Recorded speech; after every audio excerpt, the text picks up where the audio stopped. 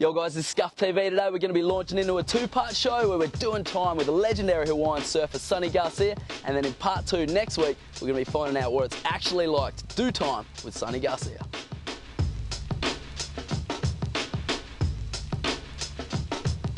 I'm originally from Waianae, Hawaii. The actual spot is Miley Point.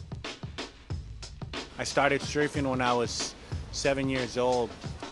I surfed in my first event when I was 9 years old. I actually won the world trials in '86 to go to the world contest in England, and actually got kicked off the world team for disorderly conduct. Imagine that. And then, right after I got kicked off the team, I turned pro at the Gotcha Pro in '86, and never looked back.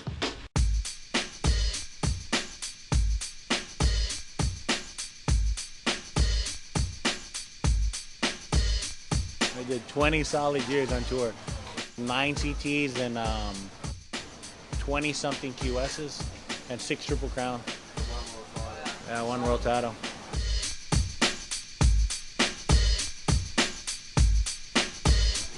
I always get asked that question. I still have the same answer. Beating Tom Carroll at the '86 Gotcha Pro at my first pro event had to be the best feeling in the whole world. So getting Tom in my, one of my first heats, I was psyched. I was like, I'm gonna kick his ass.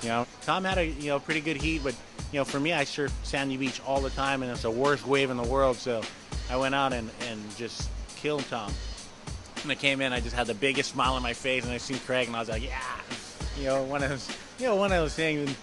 And, from that moment, I knew that, that I was meant to be on the tour.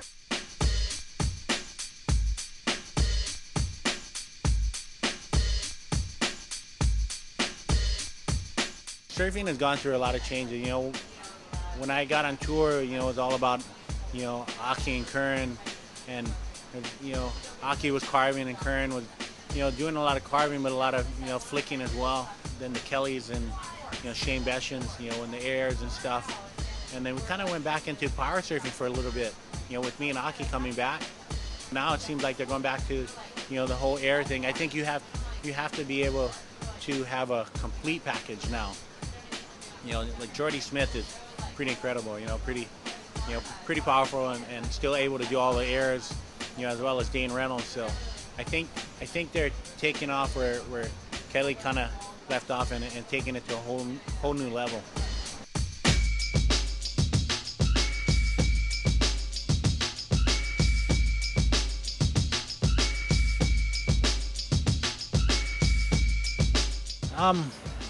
Hawaii's a special place. I mean, it's definitely one of those places where if you're not invited and you're not one of the boys, it's really hard to come and get into that in crowd. You see the whole Wolfpack thing.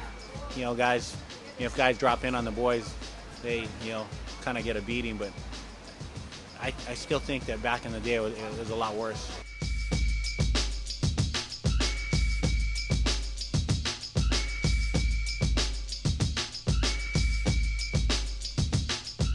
To go and stamp your name on professional surfing, you need to go to Hawaii and do well. So, it's a Triple Crown is a very important thing to do. To actually win one was, because I had long passed my prime. I was like, man, I don't think I'm going to win one. So, and I'd already had like 4 or 5 Triple Crowns. So I was like, I guess Triple Crowns is going to have to do. But, that one year I won the backdoor shootout. Well, actually, I won the Triple Crown, then I won the backdoor shootout. Then I won,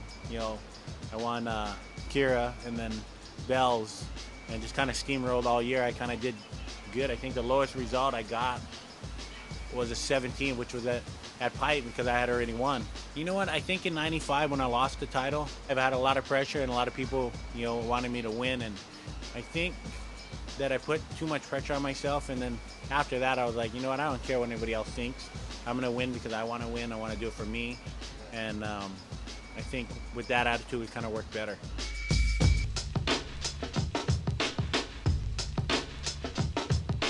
My favorite surfer was Dane Kealoha. I loved the way he surfed, just loved the way he was. then the more obvious guys were, of course, Tom Curran and Mark Akalupo and Martin Potter. Rob Bain was actually one of my favorite Australian surfers, just because he could beat Tom Curran on cue. That guy, no matter what, he'd always take Curran down. So, just for that fact alone, he was one of my favorite Australian surfers.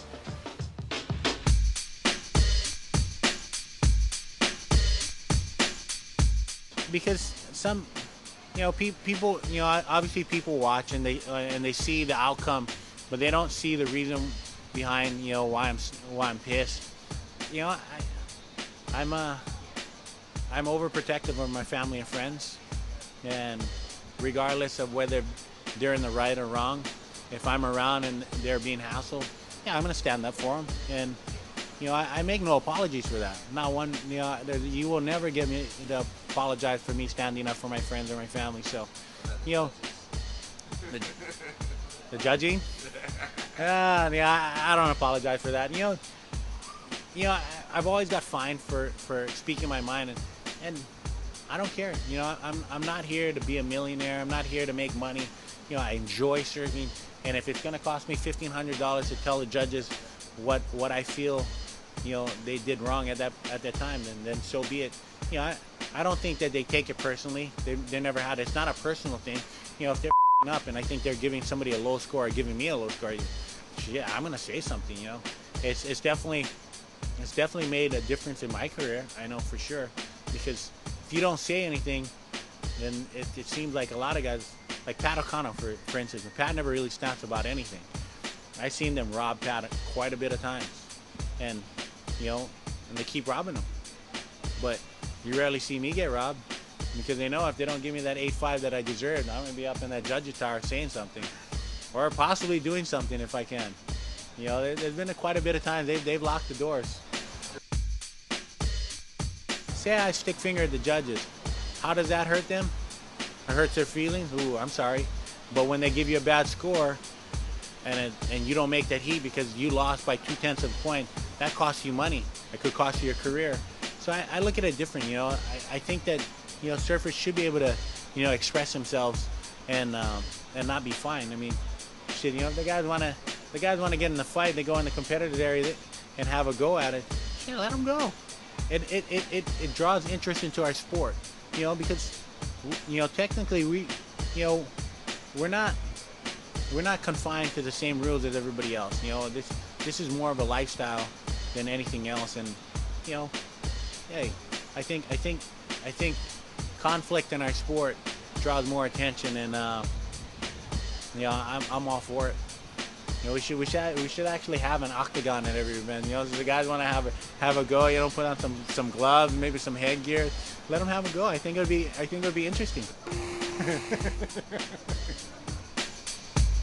So this is prison. This is pretty up.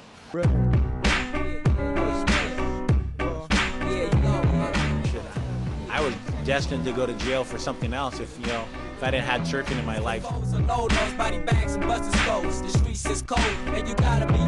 For all you kids, you just gotta make sure you trust the people that are working for you.